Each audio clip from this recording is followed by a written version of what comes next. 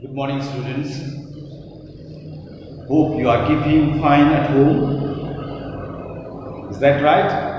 And doing your studies.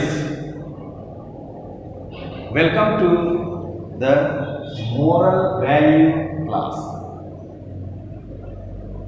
That means moral science. What you say? Moral science or moral values. Before we go to the matter itself, what is the lesson we have? The lesson is in our lesson 1 or chapter 1, we have who am I? This is a big question. And since the ages, the people, the intellectuals, the writers, the authors, or the poet, all those people, the priests and the religious and the sages, sadhus and the saints, all have been meditating, trying to answer these questions. Yet, till today, the answer is not complete, not completed.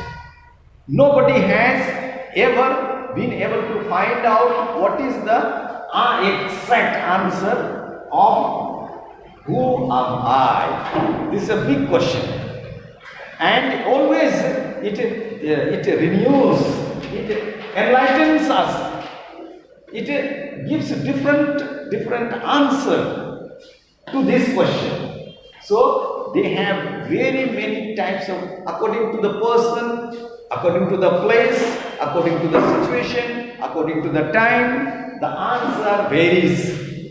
It's a big question, and so very difficult question we are going to deal. Who am I? Who am I? And so before discussing this very matter of who am I, or answering the question who am I, or discussing about our moral science, I'd like to go back a little back and ask you, what is moral? What is morality? Okay. What is morality? What is morality? What is morality? What is moral? What is moral? Morality. What is morality? Morality is, what is moral science? What is morality? Morals are the characters. Morals are the activities. They are the activities or attitudes. In your language, I'm telling attitudes. You know nowadays attitude. Oh, he is showing his attitude. You say no. So I'm taking that word attitude. But attitude, if I ask, you will not be able to define it, I'm sure. But then that is also a big question. What is attitude actually? And so I'm taking your word and saying that attitude. So behavior, attitude, conduct that appeals to others without, or that appeals means makes pleasure, gives pleasure, makes happy.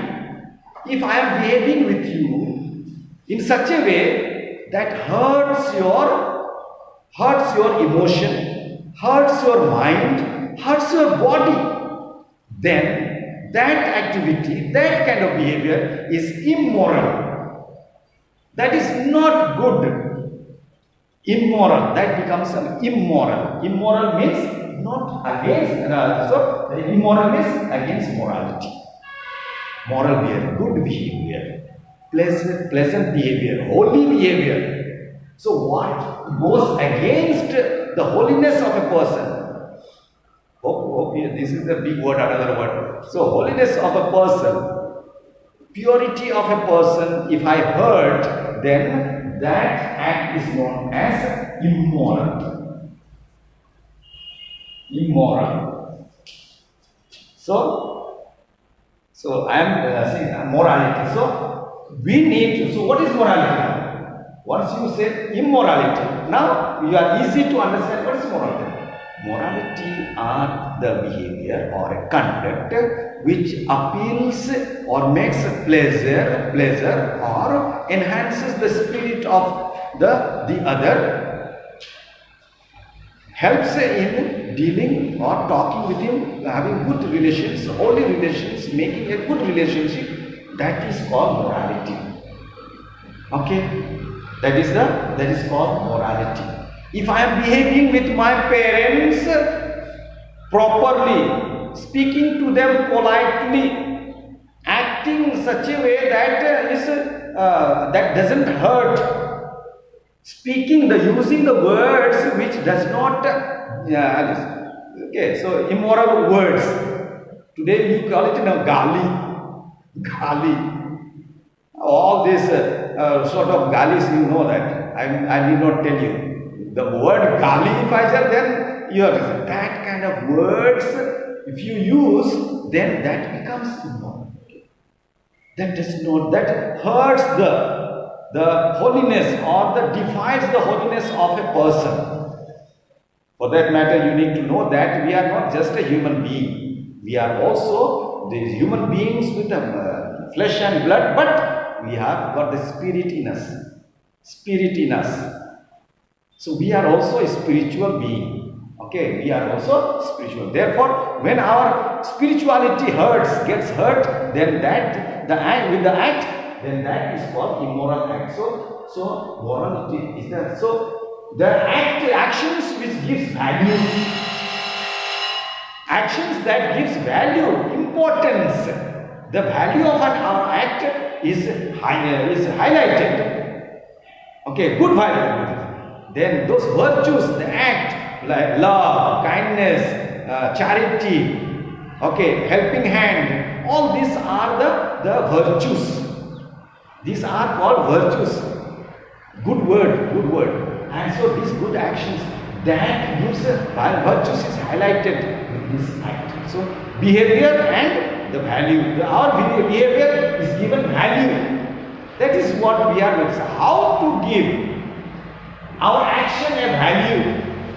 Those are all those tactics.